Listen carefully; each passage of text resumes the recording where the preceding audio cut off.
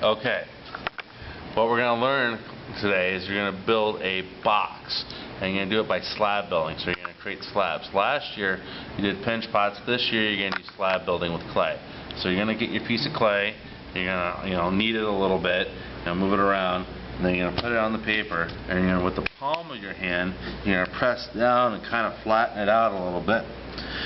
You're not going to do it with your fingers because that's going to create too much texture. You're going to get uneven air bubbles, and then it will explode in the kiln, and we all don't want that to happen. I especially don't want it to happen because I have to clean it out, and I always have a fear that I'm going to fall in the kiln and not be able to get out. So don't do that. And then you're going to roll it out. You're going to go with one fluid motion back and forth until this hits the rulers on both sides. You can stack two rulers on top of each other to create a thicker piece of clay, or you can go with a thin clay of just the one ruler. I like doing two. Remember, you're going to need to share. You're going to not have to share supplies. So I'm going all the way back forward. And you can see I'm just rolling the clay out. If it sticks, completely roll off and go back. Make sure that your rulers are nice and stacked on top of each other, and go all the way forward. I'm going all the way back. One more turn.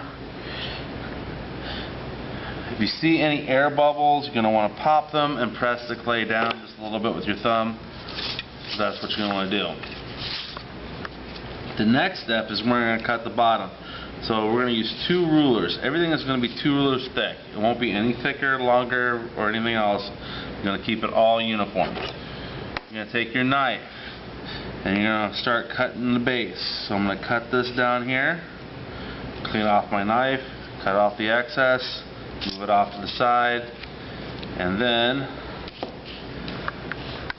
peel it off and go crossways. You want to try to get as much of a straight base as possible.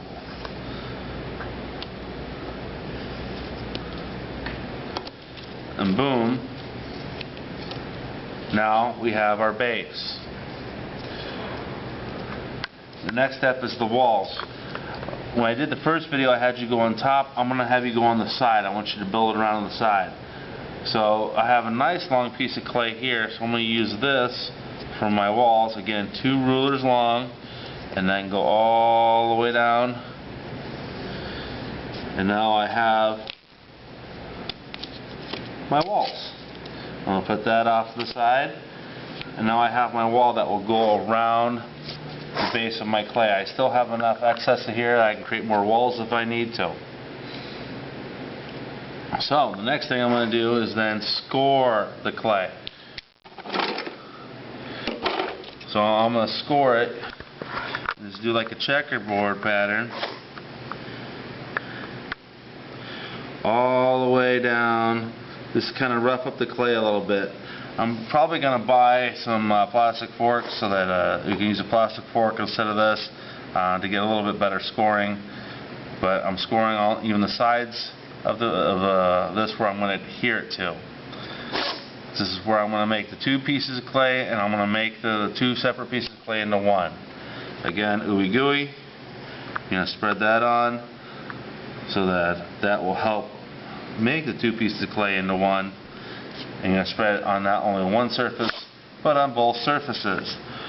Make sure that we put some ooey gooey down and make these 2 pieces of clay into one, because a lot of the times I have seen too much of artwork fall off because we're not adhering it down. So I'm going to cut this side down, go straight down, cut that off, and then I'm going to scrape this side here, and I'm going to scrape this side here, rough it up with the X's, ooey gooey on that.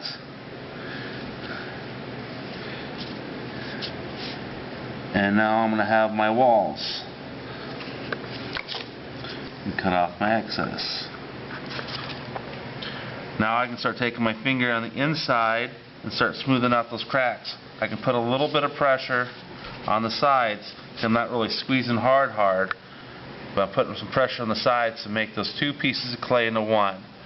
I'm smoothing out with my finger the cracks and crevices. You might feel it's like a little weak here, so I can press in a little bit and move that clay around,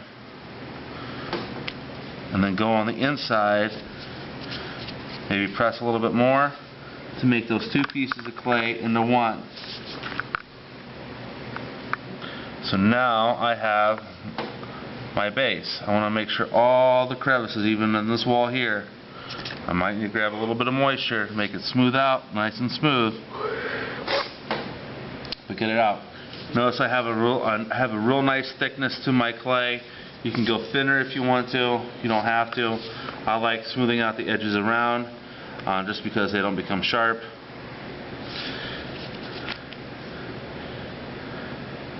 And now I have made my box. This should survive the firing process. I think all my pieces are secured together. I can smooth other stuff down. And now I can start making my lid. Because around here is going to be bigger than the base that you started. You can roll out another piece of clay if you have enough. You can go around, and you want to make it a little bit bigger than your top piece than your bottom piece. So I'm looking here, and I'm going to make this a little bit bigger, and I have enough clay to kind of do that. So I'm going to cut the side here. So now I have the start of a lid. And you need to decorate all sides, whether you're decorating by taking this tool and etching out, you can, but you're going to wait till it's a little bit drier until it's leather hard. If you want to add, you need to add when it's this wet. So we can add stuff. Say I want to add my initials, so I'm going to draw out an M and an R.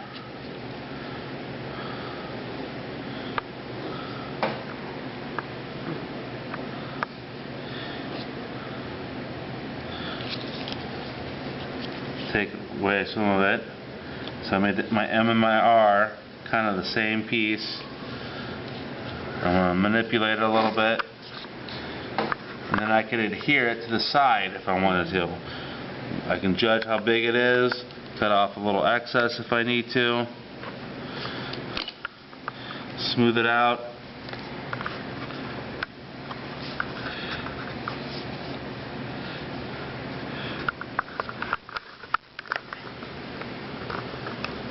And then I can score it.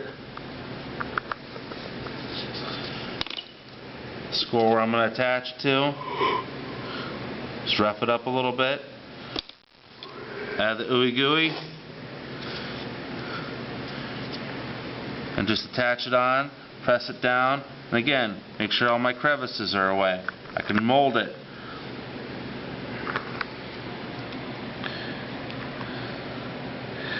So I've taken two pieces of clay and making them into one, and I can smooth it out with my finger.